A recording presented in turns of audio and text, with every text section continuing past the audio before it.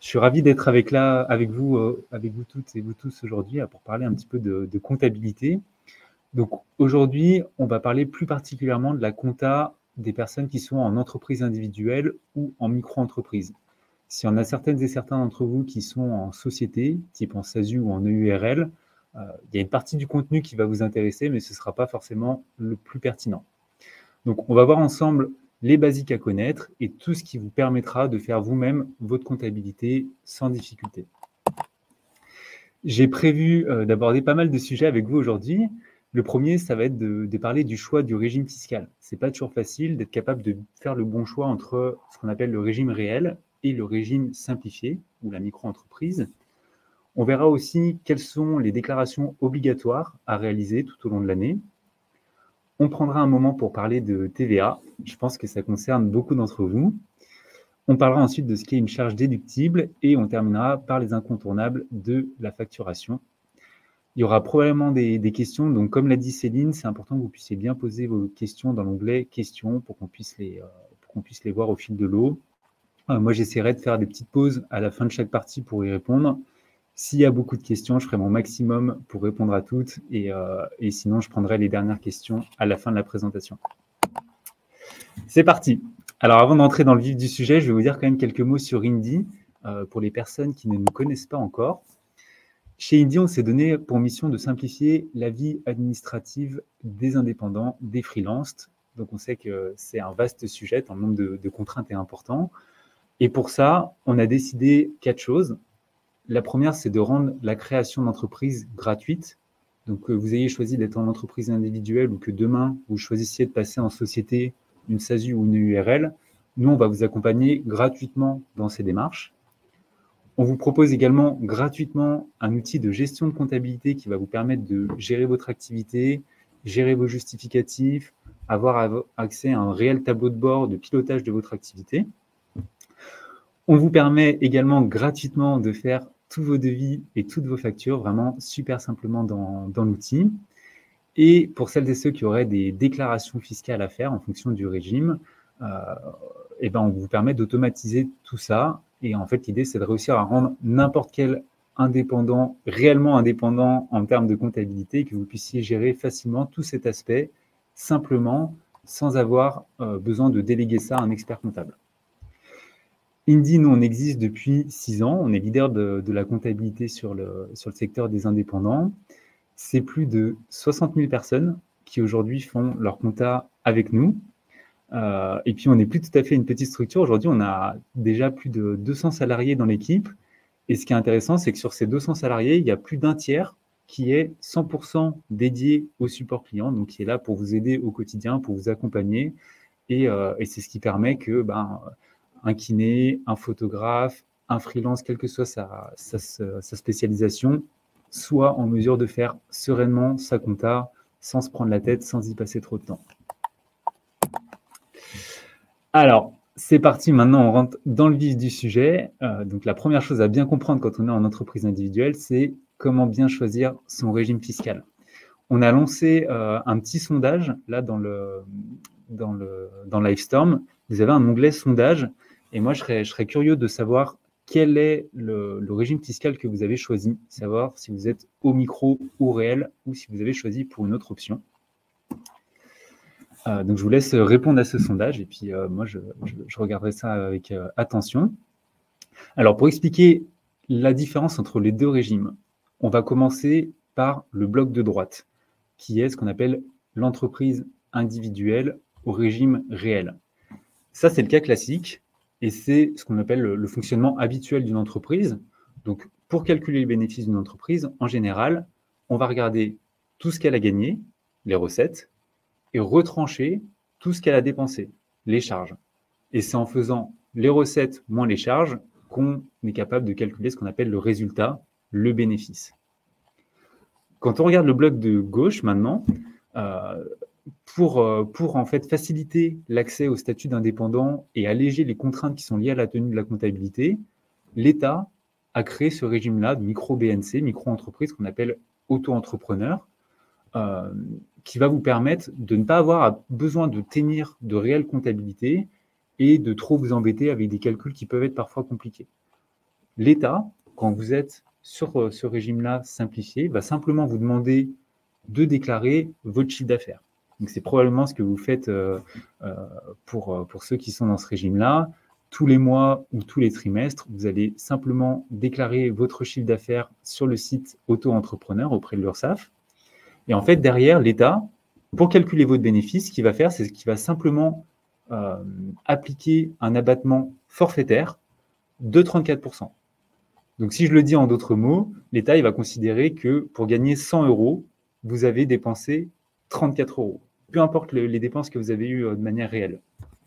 Donc, ce statut, il est avantageux parce qu'il est beaucoup plus simple que les statuts classiques, mais uniquement si en réalité, pour gagner 100 €, vous avez dépensé moins de 34 €.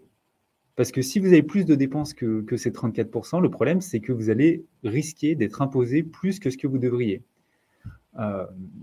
Autre point important, ce régime simplifié, il est accessible au début tant que l'activité reste inférieure à 77 700 €. Donc, tant que votre chiffre d'affaires est inférieur à 77 700 €. Alors, on va regarder ces conditions un peu plus dans le détail et comment est-ce qu'on fait pour choisir. Pendant vos 2 premières années d'activité, la seule chose que vous allez surveiller, c'est votre taux de charge. Donc, concrètement, ce que vous faites, c'est que vous prenez sur une période tout ce que vous avez gagné, tout ce que vous avez dépensé, vous faites le ratio. Et si votre taux de charge il est inférieur à 34%, et bien là, c'est impeccable. Vous pouvez rester dans ce régime micro-BNC. Si vous dépassez ce taux-là, il est recommandé de passer au régime réel. Dans la slide d'après, je vous montrerai un exemple concret avec un calcul très simple. Ça vous permettra de mieux vous rendre compte. À partir de la 3e année, donc on l'a dit tout à l'heure, il y a une nouvelle contrainte qui rentre en jeu. Il faut également surveiller votre chiffre d'affaires. Si vous avez dépassé le seuil des 77 700 € 2 années de suite, dans ce cas-là, vous n'avez plus le choix. Vous passez automatiquement au régime réel. Et si vous restez en dessous de ces seuils-là, vous allez continuer de surveiller ce taux de charge pour faire le meilleur choix. Donc concrètement, voilà, on va prendre cet exemple-là pour que ce soit un peu plus parlant. On va prendre Tom qui est freelance. Il exerce depuis 3 ans. Il a fait cette année un chiffre d'affaires de 60 000 €, donc il est en dessous du seuil des 77 700 €. Et quand il fait le bilan de ses charges, Tom, il se rend compte sur l'année qu'il a dépensé 27 000 € au total. Donc 27 000 sur les 60 000, ça fait un taux de 45% de charge. S'il avait choisi d'être en micro-BNC, l'État, du coup, aurait appliqué cet abattement de 34% et donc aurait considéré que son bénéfice, ce serait donc 66% de ces 60 000 €. L'État aurait considéré qu'il a un bénéfice de 39 600 €. La réalité, avec le modèle réel, c'est que son bénéfice, c'est donc les 60 000 moins les 27 000, son bénéfice, il n'est que 33 000 €. Et donc là, on voit que c'est important parce que dans un cas, il va être imposé sur une base de 33 000 €. L'État va considérer qu'il a gagné 33 000 € pour calculer ses impôts. Et dans le second cas, il va considérer qu'il a gagné 39 600 €. Donc, ça fait une différence de 6 600 € pour la base d'imposition. Donc, c'est assez significatif. On va parler à la fin de plusieurs centaines, voire plusieurs milliers d'euros en fonction des situations. Cette première partie, elle est un peu technique. Alors, je vois qu'il y a une question dans le support. Je vais regarder. Alors, Chloé qui me demande qu'est-ce qu'on entend comme charge. Alors, ça, c'est une bonne question. Je vais rentrer complètement dans le détail un peu plus loin dans la présentation. Mais charge, globalement, ça va être les dépenses qui sont liées à votre activité professionnelle. Donc, ça va être, par exemple, vos déplacements, ça va être les différents logiciels que vous utilisez, ça va être votre téléphone, ça va être une partie de votre loyer si jamais vous exercez votre activité depuis chez vous. Ça, je viendrai dans le détail vraiment tout à l'heure, mais vous allez voir que c'est quand même assez large et que vous pouvez déduire beaucoup de choses. Donc là, je vois donner un exemple concret. Donc, Chloé, promis, on reviendra dessus tout à l'heure. Anne-Claire qui nous demande, vous avez séparé micro-BNC et EI au réel, mais on est d'accord que désormais, en micro, nous sommes obligés d'apposer la mention EI sur tous nos documents. Effectivement, c'est un bon point, Anne-Claire. En fait, quand vous êtes en micro, vous êtes une entreprise individuelle au régime fiscal simplifié. Et quand vous êtes en entreprise individuelle classique, en fait, vous êtes une entreprise individuelle au régime fiscal réel. Donc, quand vous êtes en micro-BNC, effectivement, vous êtes bien une entreprise individuelle et vous devez bien apposer la mention EI sur tous vos documents. Du coup, j'ai passé ces 2 questions. Je vais passer sur la suite de la présentation. Hop. Là, j'ai choisi maintenant de vous parler des 4 déclarations à connaître qui sont obligatoires quand on exerce en libéral. La première, c'est ce qu'on appelle la 2042 CPRO. Vous l'avez peut-être déjà vu passer, comme tout contribuable, vous devez faire une déclaration de revenus au mois de mai. Donc ça, c'est vrai que vous soyez salarié, indépendant, mixte, dans tous les cas, vous devez déclarer vos revenus. Dans cette déclaration, donc qui est la 2042, vous allez spécifier dans une annexe, la 2042 CPRO, le résultat de votre activité d'indépendant. Donc, quand vous êtes en micro-BNC au régime simplifié, vous déclarez votre chiffre d'affaires, donc l'ensemble de vos recettes, et c'est l'État qui appliquera par la suite cet abattement de 34% pour calculer votre base imposable.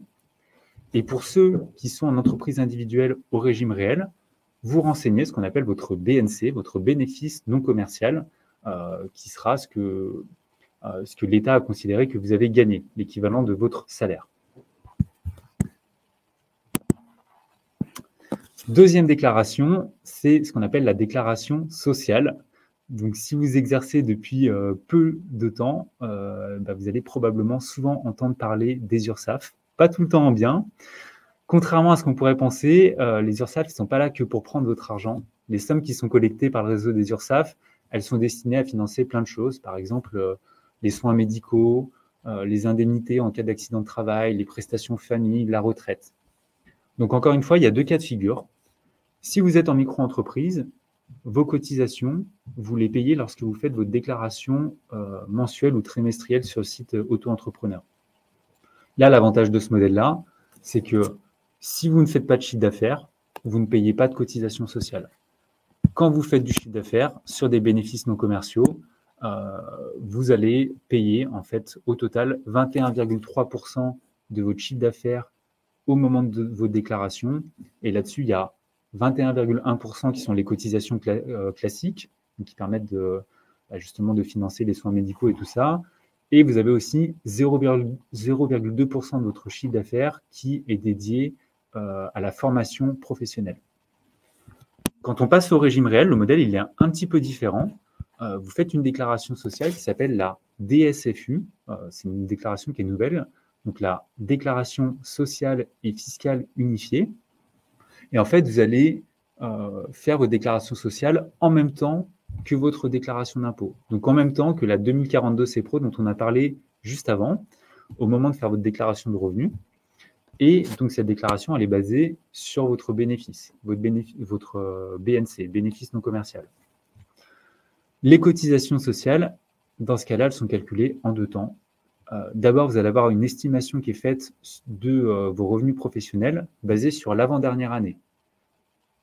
Donc, à partir des revenus de l'avant-dernière année, s'il y en a, vous allez avoir une cotisation provisionnelle qui va être faite. Donc, par exemple, pour 2023, on va se baser sur les revenus de 2021. Et à partir du moment où vous aurez fait votre déclaration de 2023, lorsque les revenus réels seront connus, en cours d'année, vous allez payer ce qu'on appelle une régularisation sur le montant de 2022. Donc là, on voit qu'on est sur un modèle un peu plus complexe, mais finalement, les calculs sont faits normalement correctement du côté des impôts. Donc vous avez juste à payer l'estimatif initial et la régularisation éventuelle en fonction de si votre activité a augmenté ou diminué au cours des 2 dernières années. Troisième déclaration, alors celle-là, elle est moins connue, c'est la DAS2, c'est la déclaration d'honoraires ou de commission. En fait, en tant qu'indépendant, vous allez devoir faire une déclaration pour chaque prestataire à qui vous avez versé plus de 1 200 € TTC sur l'année. Donc, si vous travaillez avec d'autres professionnels, c'est important de penser à bien lister tous les professionnels avec lesquels vous avez travaillé et le montant que vous avez versé sur l'année. Si vous dépassez les 1 200 €, vous allez devoir faire une déclaration spécifique pour chacune de ces personnes via la DAS2.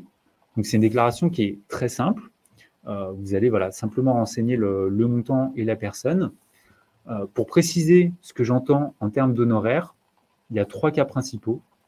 Le premier, c'est les versements d'honoraires pour un service à un professionnel libéral qui exerce une activité complémentaire à la vôtre.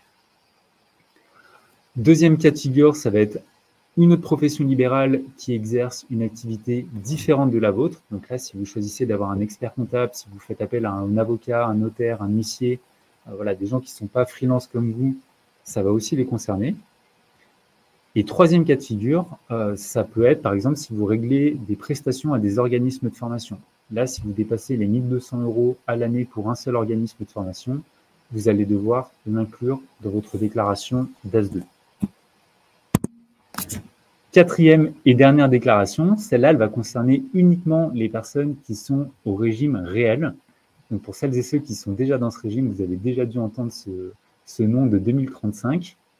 Cette déclaration, elle va vous concerner uniquement vous. Pour rappel, quand vous êtes en micro, pour calculer votre bénéfice, ça va se baser uniquement sur un abattement de 34% de votre chiffre d'affaires. Quand vous faites le régime réel, vous allez devoir remplir une déclaration un peu plus longue qui, si je synthétise un petit peu, va être le détail de toutes vos recettes, le détail de toutes vos dépenses par catégorie, et c'est grâce à ce détail-là que l'État va être capable de calculer votre bénéfice réel de votre entreprise sur l'année. Donc, la mécanique, pour celles et ceux qui ont déjà été confrontés pour remplir la déclaration, elle peut paraître un peu complexe, sauf évidemment si vous avez un très bon logiciel qui automatise tout ça. Donc je dis ça parce qu'avec un logiciel comme il dit, vous êtes guidé en fait étape par étape pour être sûr d'avoir déduit tout ce que vous pouvez déduire sur l'année et que votre déclaration elle soit remplie correctement. Là, je vous ai refait une petite synthèse rapidement des 4 déclarations dont j'ai parlé. Donc, la première, c'est la 2042 CPRO, c'est la déclaration de votre activité d'indépendant, la déclaration du résultat de votre activité d'indépendant pour l'impôt sur le revenu, la déclaration sociale, avec un modèle différent si vous êtes au micro ou au réel, la DAS2, qui va permettre à l'État de recouper les déclarations des différents professionnels, et la 2035, uniquement pour les personnes au régime réel, qui permet de calculer votre bénéfice imposable. Alors, je vois qu'il y a 2 nouvelles questions, donc je vais essayer de les prendre sans trop dépasser le timing. Alors, j'ai Blandine qui nous demande, lorsque l'on a très peu de charges, quel serait donc le régime intéressant? Donc, quand on a très peu de charges, si vous êtes en dessous des 34%, vous pouvez rester dans le régime par défaut, qui est le régime micro-BNC, donc le régime simplifié. Donc là, c'est tout bénef pour vous. Il y a moins de déclarations à faire, vous payez moins d'impôts, et tout est beaucoup plus simple. Rémi qui demande, donc c'est toujours sur la partie tout à l'heure, si j'achète une fourniture informatique pour mon entreprise de développement, qu'est-ce qui fait que cet achat devient une charge de l'entreprise? Alors ça, Rémi, je propose de répondre à cette question tout à l'heure, quand je viendrai sur les charges déductibles. David, pour la déclaration URSSAF, qui nous demande comment choisir entre une déclaration mensuelle et une déclaration trimestrielle. Là-dessus, c'est en fonction de vous. Il y a un peu de modèles, ceux qui peut-être sont les plus carrés, qui souhaitent ne pas passer trop de temps sur la déclaration et la faire rapidement une fois par mois. Et il y en a qui se disent, l'administratif, je préfère faire ça le moins souvent possible, du coup, je vais décider de faire ça plutôt une fois tous les 3 mois. En réalité, ça ne change pas grand-chose, donc c'est en fonction de votre fonctionnement à vous. Céline, donc, qui retransmet la question de Laurane. Pour la DS2, si aucun honoraire n'a été versé, faut-il faire une déclaration à 0 € ou aucune déclaration? Vous ne faites pas de déclaration tant que le montant versé reste inférieur à 1 200 € TTC. Donc, pas de déclaration à faire. J'enchaîne. Alors, je prends la question de Philippot. Bonjour Guillaume et merci pour cette présentation. Ma question, si je fais un chiffre d'affaires de 77 700 € sur un an et micro-entrepreneur, quel est le résultat net que je perçois après impôt, après cotisation sociale? Alors, il va falloir enlever principalement 2 choses, effectivement. Donc, les cotisations sociales qu'on a vues juste avant qui étaient de 21,2%. Donc ça, c'est basé sur le chiffre d'affaires. Donc vous pouvez enlever 21,2% des 77 700 euros. Et vous allez également payer l'impôt sur le revenu. Alors là, c'est un petit peu plus complexe. L'État va considérer, comme vous êtes en micro-BNC, que votre bénéfice, il est de 66% de 77 700 euros. Et sur ces 66%, après, c'est comme tout contribuable, vous allez être sur les différentes tranches d'imposition. Donc, vous savez, en dessous de, alors là, je ne les ai pas en tête, mais en dessous de 12 000 euros pour une personne du foyer, vous allez être à 0%. Ensuite, vous allez avoir une tranche à 11%, une tranche à 30%, une tranche à 40%. Donc ça dépend de votre situation personnelle. Si vous êtes, par exemple, marié ou pacsé, si vous avez ou non des enfants, si vous avez d'autres revenus en fonction. C'est ça qui déterminera le montant total de votre imposition et qui vous permettra de connaître le résultat net. Nathalie qui nous demande comment déclarer si nous sous-traitons, il faut déclarer la DAS 2. Oui, parce que c'est une activité complémentaire à la vôtre et où la déclarer auprès des impôts. William qui demande si vous aurez accès au support de formation. Oui, et surtout vous aurez accès au replay. Vous aurez accès au replay, donc vous pourrez regarder la vidéo. Amal qui demande si c'est grave de ne pas avoir rempli la DAS 2 si on achète une formation de plus de 1 200 euros. Alors, je ne peux pas vous dire quelles sont les amendes, les pénalités à payer en cas d'absence de déclaration. Il faut faire cette déclaration. Donc, le mieux, si vous avez oublié de la faire, c'est de vous signaler auprès des impôts pour pouvoir rectifier la chose. Ça peut arriver d'avoir un oubli. Parfois, c'est dur de s'y retrouver dans toutes ces contraintes. Donc, je vous suggère de signaler ça auprès des impôts pour que tout rentre dans l'ordre. Je prends encore 2 questions et je passe à la suite. Et puis après, j'essaierai de les reprendre au fil de l'eau. Est-ce que la DAS 2 concerne également les honoraires d'avocat? Oui. Et Rémi qui nous pose une question sur la déclaration de TVA. Et alors là, c'est parfait parce qu'on va en parler juste après. Donc, ça fait une super transition. Impeccable. Franchement, Rémi, ça ne pouvait pas mieux tomber. Focus sur la TVA. Donc maintenant, on va parler un petit peu de tout ça. C'est une partie qui est importante, parce qu'elle devrait concerner beaucoup d'entre vous. Les seuils, ils sont très vite dépassés, donc il faut bien comprendre le fonctionnement, bien comprendre la mécanique. Je vais prendre 1 minute pour vous rappeler le principe de la TVA avec ce petit schéma. La TVA, déjà, on parle de taxe sur la valeur ajoutée, mais en réalité, c'est un impôt sur la consommation qu'on paye tous au quotidien quand on achète des choses diverses et variées. Ce qui est intéressant, c'est que les entreprises, elles, ce n'est pas elles qui payent l'impôt. Elles s'occupent de la collecte de cet impôt pour le compte de l'État, pour le reverser à l'État derrière. Et en contrepartie de ce travail qu'elles font, l'État permet aux entreprises de récupérer la TVA sur leurs achats. Ce qui fait que les entreprises, quand elles sont assujetties à la TVA, finalement, elles ne payent pas la TVA. Donc, si je prends ce petit schéma très, très simplifié, le freelance, il va réaliser des missions et facturer ses clients.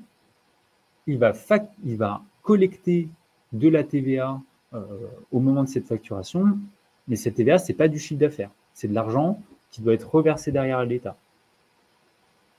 Donc, il facture ses clients et il a aussi des dépenses et ces dépenses, elles sont soumises à la TVA et l'intérêt, c'est qu'il va pouvoir déduire cette TVA de ce qu'il a collecté.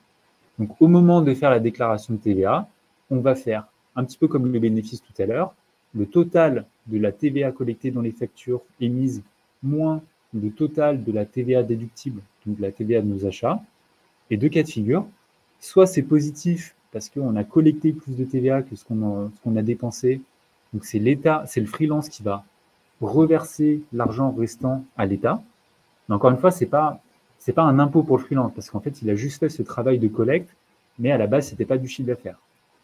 Et ce qui est intéressant, c'est que si ce montant est négatif, donc si je schématise grandement, sur une période donnée, le freelance a eu plus de dépenses que de recettes, c'est en fait l'État qui va devoir de l'argent au freelance. Donc on parle ici de crédit de TVA, c'est l'État qui va vous reverser de la TVA, si vous avez dépensé plus de TVA que ce que vous avez collecté sur la période. Sur la TVA, il y a 3 régimes qui existent. Donc par défaut, quand vous vous lancez, vous êtes sur le régime à gauche qu'on appelle la franchise en base. Et ça signifie que vous n'êtes pas assujetti à la TVA. Donc, quand vous créez votre entreprise, par défaut, vous n'êtes pas assujetti à la TVA. Donc, vous ne collectez pas la TVA pour le compte de l'État. En revanche, l'inconvénient, c'est que vous ne pouvez pas récupérer la TVA sur vos achats. On a également deux autres régimes qu'il faut avoir en tête. Le premier qu'on appelle le régime réel simplifié. Là, vous faites une déclaration de TVA, mais seulement une fois dans l'année. Et le régime réel normal, là, vous allez faire une déclaration de TVA, comme pour votre déclaration de micro-BNC, soit de manière mensuelle, soit de manière trimestrielle. Pour le passage d'un régime à l'autre, il existe différents seuils, et c'est ce que je vais vous montrer juste après. Donc, je répète, quand vous démarrez, vous créez votre entreprise individuelle, par défaut, vous n'êtes pas assujetti à la TVA. Tant que vous faites moins de 36 800 € de chiffre d'affaires, hors taxe, sur l'année, vous pouvez continuer de bénéficier de ce régime de franchise en base. Donc, vous ne facturez pas de TVA à vos clients. Sur vos factures, c'est important que vous mentionniez bien la petite ligne TVA non applicable, article 293B du CGI. Et malheureusement, l'inconvénient, c'est que vous ne déduisez pas la TVA de vos achats. Si vous dépassez les 36 800 € de chiffre d'affaires, mais que vous restez en dessous des 39 100 € 2 années de suite, vous devenez assujetti à la TVA dès le 1er janvier de l'année suivante. Donc là, si ça fait 2 années que je suis entre 36 800 € et 39 100 € de chiffre d'affaires, à partir du 1er janvier 2024, je vais devenir assujetti à la TVA. Si, dans le même temps, sur une année, je dépasse le seuil des 39 100 €, alors là, il faut faire attention parce que ça change un petit peu la donne, je deviens assujetti dès le 1er jour du mois en cours. Donc là, on est à la fin du mois. Si j'ai fait une facturation et qu'au cours du mois de septembre, je dépasse ce seuil-là, je deviens assujetti à la TVA depuis le 1er jour du mois de septembre. Donc ça peut avoir des conséquences parce que je vais devoir reprendre les factures que j'ai émises depuis le début du mois à mes clients pour les modifier et facturer la TVA. Donc ça, il faut faire vachement attention à ce seuil-là. L'idée, c'est au moment où on va dépasser le seuil, de pouvoir l'anticiper un petit peu pour me dire, je sais qu'en octobre, je vais dépasser le seuil, donc dès le 1er octobre, je vais me signaler auprès des impôts et je vais commencer à facturer la TVA sur mes factures. Là, je vous ai mis une petite capture d'écran d'Indy. Moi, je trouve ça vraiment intéressant de pouvoir suivre ce seuil facilement dans l'outil. Et vous pouvez le faire sur la version gratuite d'Indy. Donc ça, c'est important. Donc, vous avez votre espace et dedans, vous allez pouvoir suivre facilement le moment où vous allez dépasser le seuil pour être sûr de ne pas passer à côté. Ce qui change, donc, au moment où vous devenez assujetti, il y a 3 choses principales. La première, c'est que vous allez modifier vos factures et que vous allez commencer à facturer la TVA à vos clients. Donc, encore une fois, ce n'est pas du chiffre d'affaires, c'est de l'argent qui est collecté pour le compte de l'État. Donc, la plupart du temps, en fait, quand jusqu'à présent, vous facturiez 1 000 € hors taxe, là, vous allez facturer 1 000 € plus 20%, donc 1 200 € TTC, et il y aura toujours 1 000 € dans votre poche et 200 € que vous collectez temporairement pour le reverser auprès des impôts. Deuxième chose qui change, vous commencez également à récupérer la TVA sur vos achats, donc là, ça peut devenir très avantageux. Je reprends un exemple le plus simple possible. Vous achetez un téléphone à 600 € TTC, donc 500 € hors taxe. Vous allez pouvoir récupérer 100 € de TVA sur cet achat. Donc, à votre entreprise directement, le TVA, le téléphone, il ne va plus coûter 600, il va coûter 500 €.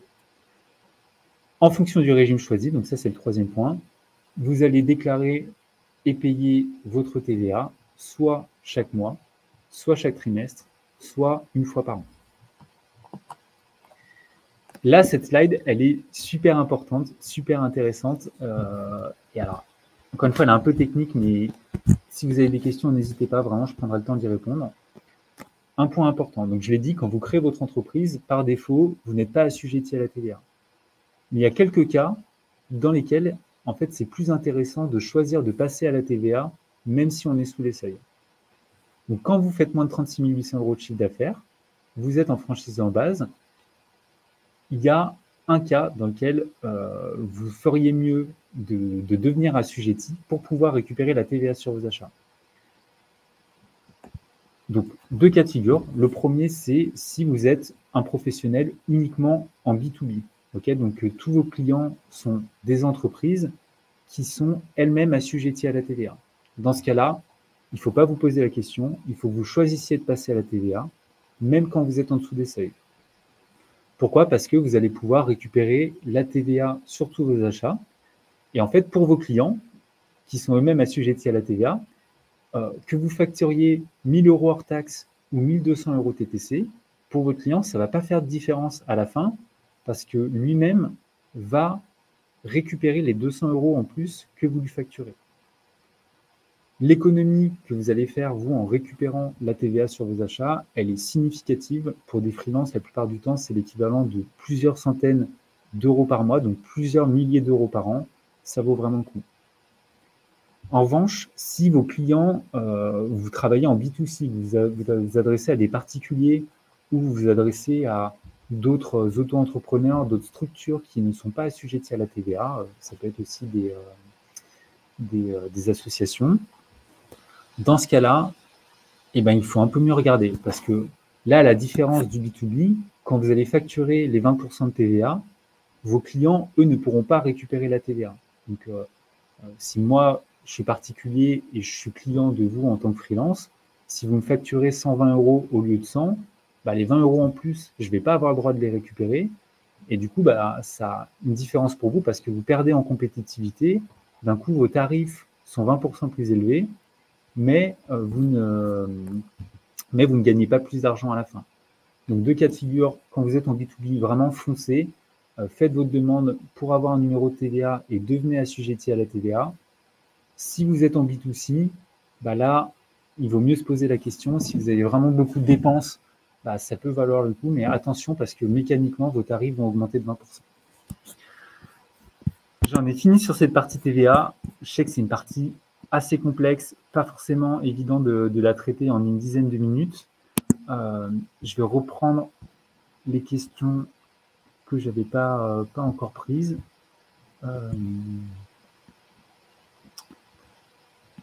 Alors, je vais essayer d'aller plutôt sur les questions liées à la TVA.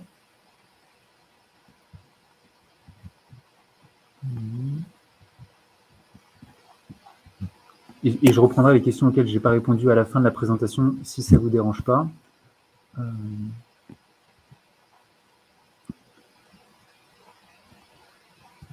Ok, donc là, on parle de la CFE. Alors, à partir du moment où je suis en dessous des 36 000 € par an, je ne suis pas assujetti à la TVA, peu importe la nature de la micro-entreprise. Tout à fait. En dessous de ce seuil-là, vous n'êtes pas assujetti à la TVA, Cécilia. Et donc, moi, je vous recommande de regarder si vous êtes en B2B, de devenir quand même assujetti à la TVA, et si vous ne l'êtes pas, a priori, de rester non assujetti. Virginie qui demande comment anticiper la facture quand on dépasse au sein d'une même facture. Alors Virginie, je vais vous demander si ça ne vous dérange pas de reformuler votre question parce que je ne suis pas sûr de bien la comprendre. Valérie qui nous demande si les montants de TVA ont changé depuis l'année dernière. Oui, effectivement, ils ont été mis à jour au 1er janvier. Les seuils ont légèrement augmenté, ce qui fait que pour ceux qui souhaitent rester en franchise en base de TVA, les seuils sont un peu plus élevés, donc vous pouvez rester un peu plus longtemps en franchise en base. Margot qui nous demande, lorsqu'on n'est pas assujetti, les factures sont émises en hors taxe ou en TTC. Ça, c'est un très bon point, donc j'insiste. Quand vous n'êtes pas assujetti à la TVA, vous facturez hors taxe, c'est bien un montant hors taxe, et votre facture doit bien faire apparaître la mention TVA non applicable. Ça, c'est très important. Virginie qui nous demande comment est-ce qu'on modifie le fait qu'on est assujetti sur Malte. J'imagine que c'est juste une option, mais malheureusement, je ne voudrais pas dire de bêtises. J'imagine que vous avez une case à cocher. Tiffany, je vais prendre encore pareil 2-3 questions et puis après vraiment je prendrai le temps à la fin de la présentation. Comment déclarer le changement de TVA aux impôts? Si je dépasse à partir du 1er octobre par exemple et que je facture la TVA à mes clients, à partir de quand dois-je informer les impôts? vous devez le faire dès que vous savez que vous allez changer de régime. Donc, vous le prévenez, vous allez sur le site impôts.gouv dans votre espace professionnel, vous avez une messagerie et vous allez leur demander un numéro de TVA. Et ce numéro de TVA, il est obligatoirement préalable à votre première facture avec TVA. On le verra tout à l'heure, mais à partir du moment où vous êtes assujetti à la TVA, la facture que vous émettez va devoir faire figurer votre numéro de TVA. Donc d'abord, il faut prévenir les impôts qui vous donnent votre numéro de TVA. Ça va vite, hein, ça se fait en quelques jours. Et dès que vous avez votre numéro de TVA, vous pouvez envoyer la facture à votre client. Je vais prendre la dernière question de Marion. J'ai tendance à mélanger ces deux notions. Le fait d'être en micro-BNC tant que le chiffre d'affaires est inférieur à 77 000 € et le fait de devenir assujetti à la TVA si on dépasse 36 800 € sur 2 ans. Et donc la question, peut-on être assujetti à la TVA et en micro-BNC? Oui, tout à fait. Donc 2 cas de figure, soit parce que vous êtes entre les 36 800 € et les 77 700 €, donc vous avez dépassé le seuil de la TVA, mais pas celui du micro-BNC. Deuxième cas de figure, vous êtes en dessous du seuil de TVA, mais vous décidez de devenir assujetti pour récupérer votre TVA sur vos achats. Et donc Jessica, voilà, la dernière question que je souhaitais prendre, est-ce qu'on peut être assujetti à la TVA en micro-entreprise? La réponse est oui. Donc là, je vois qu'il y a vraiment beaucoup de questions, je suis désolé, je pense que ça va être dur de tout traiter. Vous voyez que dans l'onglet questions, il y a un petit mécanisme d'upvote. Vous pouvez cliquer sur la petite flèche. Et ce que je propose, c'est qu'à la fin de la présentation, je les prenne dans cet ordre-là pour pouvoir dépiler et comme ça, essayer de répondre en premier aux questions qui intéressent le plus. Et puis après, essayer petit à petit d'aller jusqu'à la fin de toutes les questions. En tout cas, je suis trop content qu'il y ait beaucoup de questions. Ça veut dire que c'est un sujet qui est intéressant, qui n'est pas forcément facile à appréhender. Et j'espère réussir à remplir ma mission, que vous puissiez y voir plus clair. Je repasse sur la présentation et je vais prendre maintenant 5 minutes pour vous expliquer ce qu'est une charge déductible. Donc, ça fera écho aux questions que j'ai eues tout à l'heure en début de présentation. Donc, cette partie-là, elle concerne normalement que les personnes qui sont au régime réel. Encore une fois, je le rappelle, quand vous êtes en micro-BNC, vous n'allez pas déduire vos charges, vous n'allez pas déclarer vos charges. C'est l'État qui, forfaitairement, va considérer que vos dépenses représentent 34% de ce que vous gagnez. Après, pour les micro-BNC, c'est quand même intéressant de bien comprendre ce qu'est une charge déductible, parce que quand vous allez faire votre ratio de charge par rapport aux recettes, il faut que vous puissiez bien comprendre ce que vous avez le droit de mettre ou non. Il y a vraiment beaucoup de personnes qui nous posent régulièrement la question, est-ce que j'ai le droit de déduire cette dépense? Alors, en général, c'est du cas par cas, mais il y a quand même 6 règles d'or à connaître. Et si vous regardez ces règles-là, vous allez être capable de comprendre à chaque fois si votre dépense est déductible ou non. La première, c'est que votre dépense en question, elle doit être dans l'intérêt direct de votre entreprise. Donc, si vous êtes, par exemple, consultant en organisation et que vous partez en week-end au parc Astérix, l'intérêt direct de ce week-end au parc Astérix, il ne va pas être évident à prouver. Vous pouvez le tenter, parfois ça peut s'expliquer, mais là, dans ce cas-là, ce ne sera pas évident. Donc, on comprend bien que quand c'est une dépense dans l'intérêt direct de l'entreprise, c'est facile à expliquer et parfois, on sent qu'on a un petit peu dépassé la limite. Deuxième point, évidemment, c'est que la dépense, elle doit être ni fictive ni excessive. Donc, encore une fois, si vous achetez un ordinateur pour votre activité de freelance et que vous avez des besoins classiques, un ordinateur entre 1 000 et 2 000 euros, ça justifie. Un ordinateur à 15 000 euros, ça peut arriver parce que vous avez un truc surboosté. Il faudra vraiment que ce soit justifié pour ne pas être considéré comme excessif. Troisième point qui est quand même important pour les dépenses de fin d'année, votre dépense, elle doit être comptabilisée durant l'année à laquelle elle se rapporte. Donc, si vous achetez des billets de train en décembre 2023, vous allez bien devoir déduire vos dépenses sur 2023 et pas au début de l'année 2024. La dépense, elle ne doit pas être une contrepartie d'une immobilisation. Là, je ne vais pas rentrer dans le détail, mais pour ceux qui savent ce qu'est une immobilisation, ça va vous parler. Il faut, ça c'est aussi important pour vos dépenses, que vous puissiez fournir le reçu ou la facture. Donc, pensez bien à conserver tous vos justificatifs de dépenses. Et ça, c'est le cas également si vous décidez d'être assujetti à la TVA. Et sixième et dernière règle d'or, il ne faut pas que la dépense soit exclue par une disposition spéciale de loi. Ça, c'est des cas très particuliers, ça arrive pas fréquemment, mais voilà, parfois il peut y avoir des petites exceptions. Donc, si vous avez un doute, il faut vous renseigner et nous poser la question. Donc, tout à l'heure, on demandait des exemples pour que ce soit plus concret. Là, je vous ai mis une liste non exhaustive des dépenses que vous pouvez déduire. Donc, si j'en prends quelques-unes, vous avez le droit de déduire une partie de votre loyer si vous travaillez chez vous. Vous avez le droit de déduire vos frais de déplacement. Si vous allez voir des clients, vous prenez le train, vous prenez votre voiture, vous avez le droit de le déduire. Vous avez le droit de déduire vos déjeuners et vos dîners professionnels. Complètement si vous partez en séminaire ou si vous mangez avec vos clients. Et vous pouvez même déduire une partie de vos repas si vous mangez seul le midi et que vous n'avez pas le temps de rentrer chez vous pour manger. Vous allez également pouvoir déduire une partie de vos cotisations sociales, donc ce que vous payez à l'URSSAF, et toutes les cotisations professionnelles que vous payez. Donc, si vous faites partie d'un ordre professionnel, si vous faites partie de syndicats, de choses comme ça, vous pouvez déduire toutes ces dépenses. Donc, pour celles et ceux d'entre vous qui sont en micro-BNC, vous voyez là qu'il y a beaucoup de dépenses qui peuvent être déduites. Et en fait, on se rend compte que le seuil des 34%, il est très souvent rapidement dépassé. Donc, tout comme le seuil de TVA tout à l'heure, je vous montrais dans Indy que vous avez un petit encart, un petit graphique qui vous permet de voir quand est-ce que vous dépassez les seuils. Sur Indy, de la même manière, dans la version gratuite de l'outil, ça ne vous coûte rien, vous pouvez facilement suivre le dépassement de ces 34%. Donc, vous allez voir vraiment de manière très graphique le moment à partir duquel il est plus intéressant de passer au régime réel. Et du coup, ce sera le moment de pouvoir déduire toutes ces dépenses qu'on vient de citer.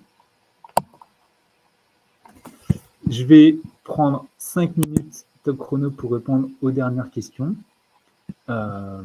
Alors, Blandine qui nous demande, peut-on déduire une partie de son loyer si on est propriétaire ? Là-dessus, très honnêtement, j'ai un doute. A priori, non, ce n'est pas le cas. Il faut faire un montage un peu particulier. Je suis presque sûr qu'il y a un article sur notre blog qui parle de ça. On a un très bon blog, blog.indy.fr. Vous pouvez aller voir dessus.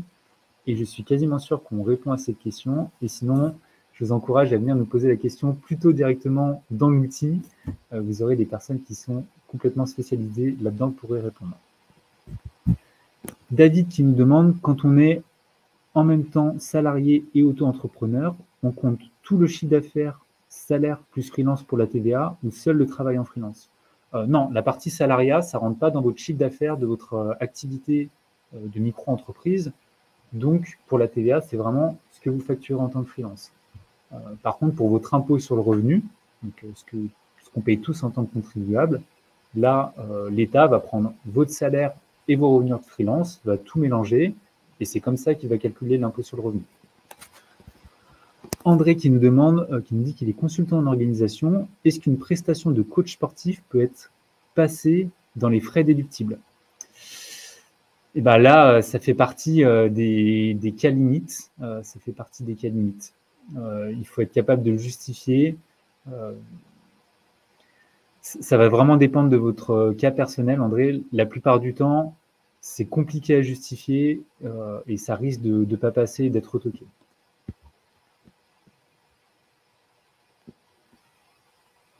Alors, Virginie qui nous dit, ou qui parlait de la TVA, qui nous dit qu'en fait, elle va dépasser le seuil au cours d'une facture. Donc, si vous facturez, donc là, on peut avoir le cas où on peut avoir l'impression qu'on a une partie de notre facture qui n'est pas encore assujettie à la TVA et la partie suivante qui va le devenir. En fait, il y a deux possibilités. Soit vous faites une seule facture et elle sera elle-même entièrement assujettie à la TVA, soit vous voyez avec votre client et puis vous décomposez la facture en deux parties. Un premier bloc qui ne sera pas assujetti à la TVA et puis un second bloc à partir du seuil. Vous allez décomposer en une deuxième partie qui deviendra assujetti à la TVA.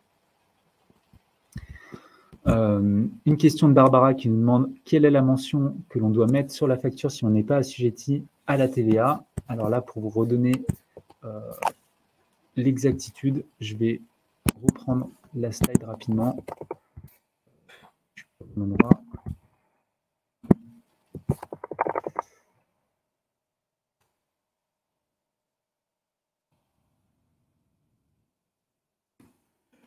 Je pense que je l'ai noté ici. Voilà, c'est ici, là, sur la slide, vous voyez TVA non applicable, article 293B du CGI.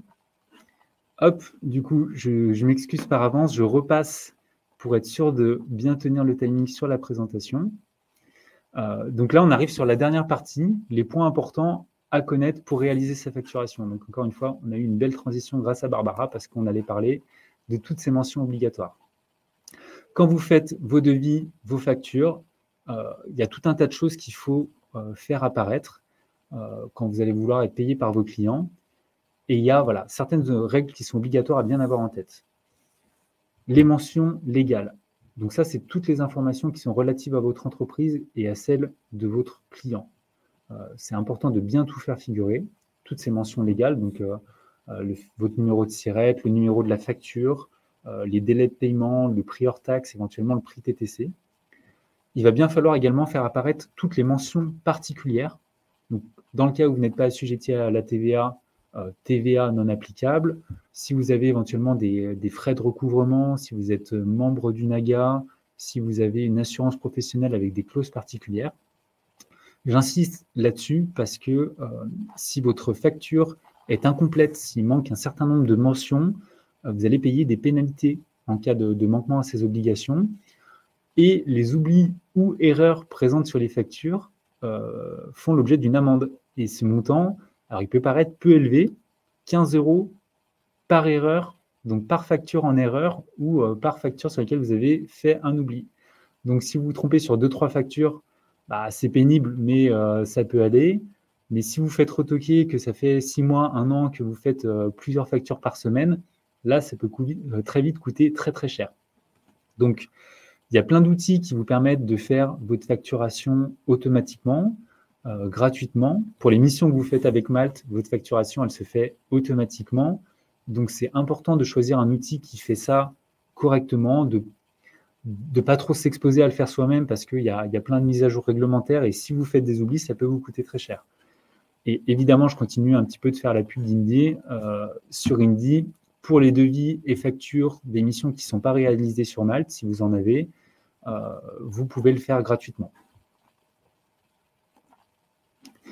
Je vous dis maintenant 2-3 mots sur Indy. Maintenant que vous avez les bases pour gérer votre compta en tant que freelance, que vous soyez au régime micro ou au régime réel, chez Indy, on a créé 2 produits pour vous accompagner dans toutes vos obligations.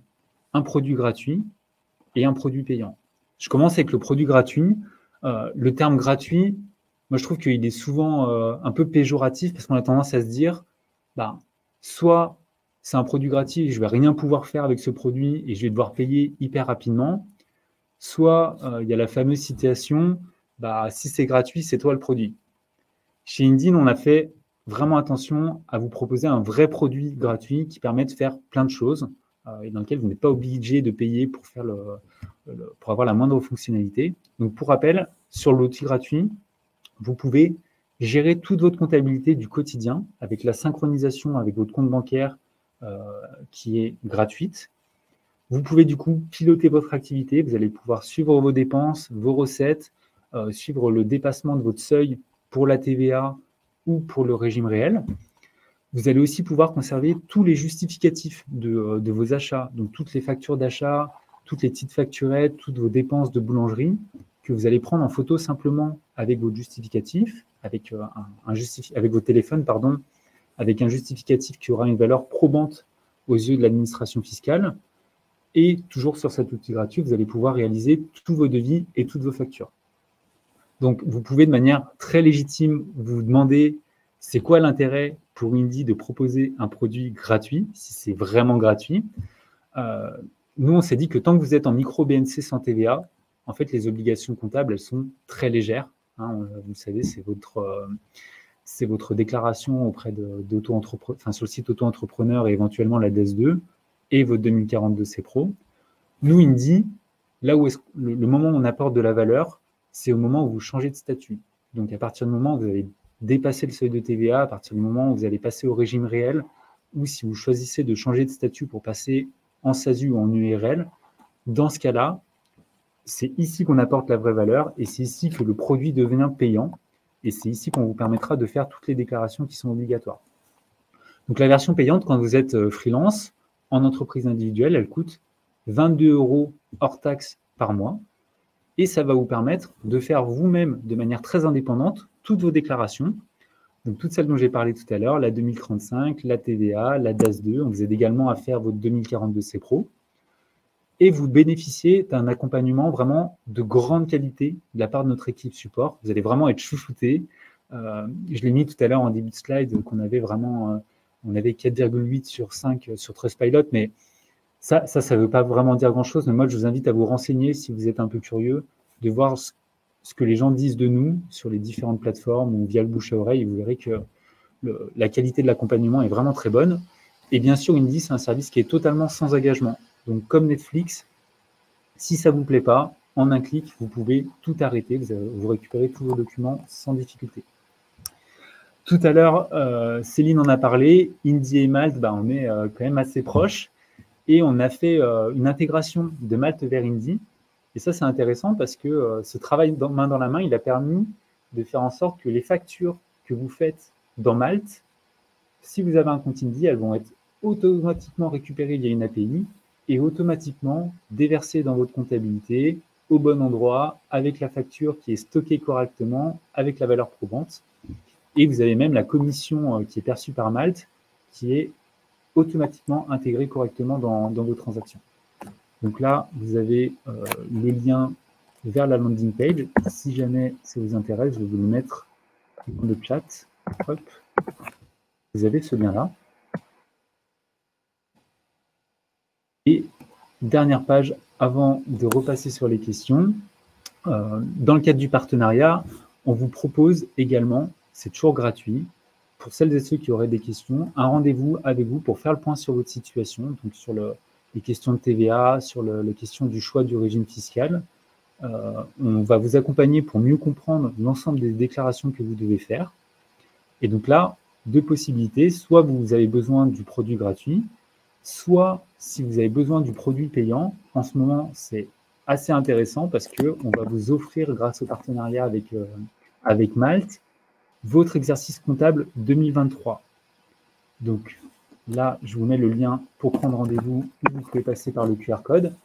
Donc, s'il y en a qui sont accompagnés par un expert comptable et qui veulent se dire « Bon, j'ai envie de tester par moi-même, de faire ma déclaration de côté gratuitement », c'est le moment. Vous créez un compte et vous n'allez rien payer sur 2023 et toujours sur engagement. Et puis pour celles et ceux qui voudraient se lancer, c'est le moment. Vraiment, c'est une belle opportunité. Il est 12h26, on en est à 56 minutes. Peut-être que Céline, tu veux revenir sur scène. J'aimerais bien prendre quelques minutes pour répondre aux dernières questions, mais... C'est bon.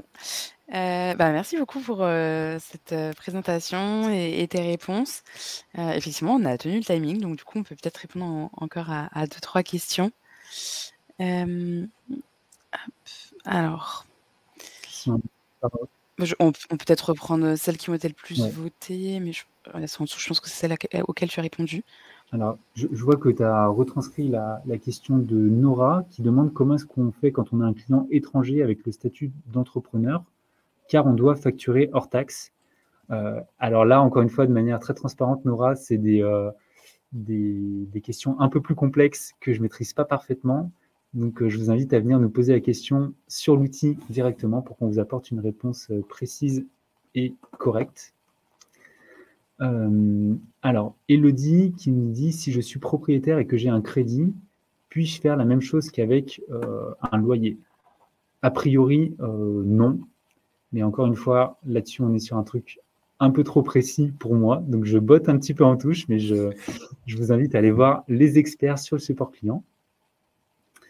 Blandine, donc, elle nous dit « Si on est en B2B, donc on s'adresse à des entreprises, mais qu'on n'a pas de dépenses, est-ce plus intéressant d'être en franchise en base ?» Dans ce cas-là, oui, si vous n'avez pas de dépenses, dans ce cas-là, vous n'avez pas besoin de récupérer la TVA sur vos achats.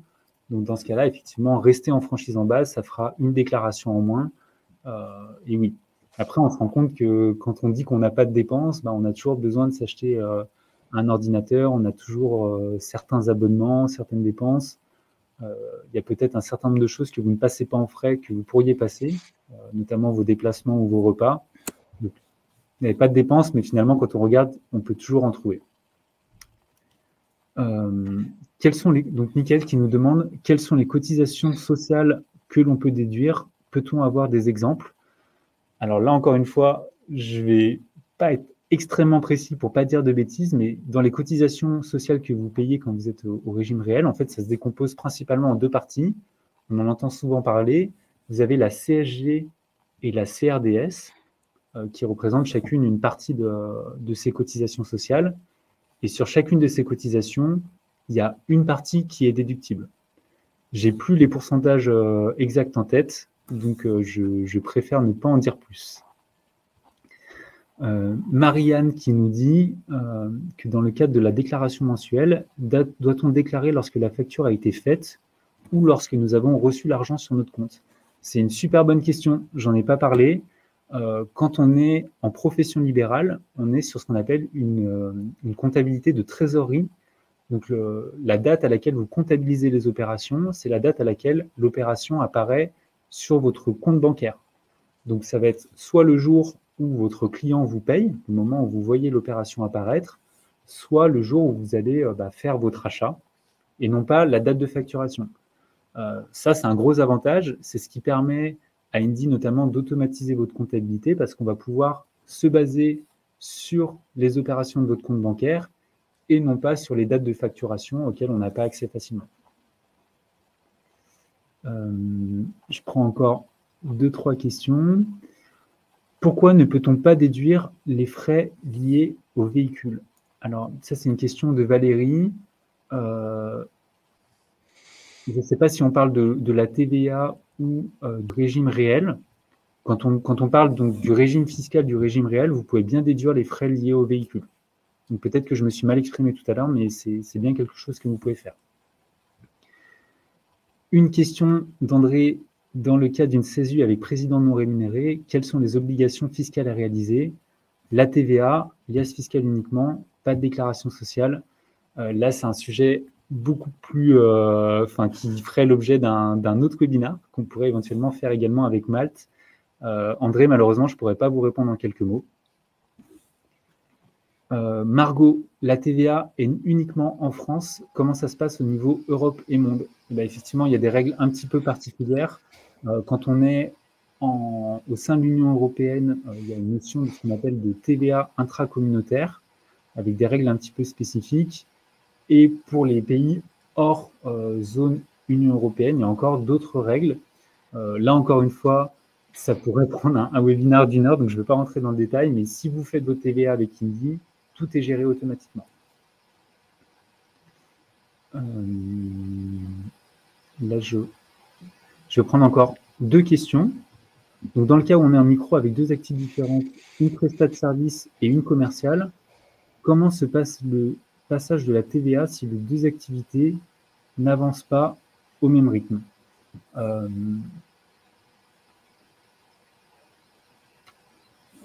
Je ne sais pas, de manière très honnête, Coralie. Sur toute la partie bénéfices non commerciaux, donc votre prestat de service, là-dessus, je suis bien au clair. Sur l'autre partie, honnêtement, pareil, je ne veux pas vous dire de bêtises. Je vous invite à aller voir le chat. Et donc, dernière question, la question d'Audrey. J'ai un numéro de SIRET en tant qu'artiste. Donc, je vends des créations micro BNC non assujetties et je pense m'en créer un nouveau car je suis éditrice vidéo en motion graphique sur Indy. Puis-je avoir 2 comptes pour l'utiliser pour mes 2 activités? Alors, effectivement, du coup, Audrey, je comprends que vous êtes artiste-auteur avec toutes les règles spécifiques que ça comporte. Vous allez pouvoir gérer votre activité sur Indy correctement. Ça, encore une fois, je vous invite à prendre rendez-vous avec quelqu'un de chez nous pour bien faire le point là-dessus, pour qu'il vous explique bien toutes les subtilités et qu'on soit sûr que tout soit bien d'équerre. J'ai donc encore quelques questions. Moi, je vous propose peut-être d'en terminer là. Merci vraiment beaucoup à toutes et à tous pour votre attention. C'était trop bien. Je suis trop content qu'il y ait autant de réactions. J'espère que c'était clair. Quand on parle de compta, c'est pas forcément évident de faire passer tous les bons messages. Pour toutes les personnes à qui j'ai malheureusement pas eu le temps de répondre, je vous invite, et je vais remettre simplement le lien on a un petit rendez-vous avec nous. On passe une demi-heure, on répond à vos questions, comme ça on est sûr que tout est clair. Voilà, on essaie de vous chouchouter en tant que malteur, donc n'hésitez pas.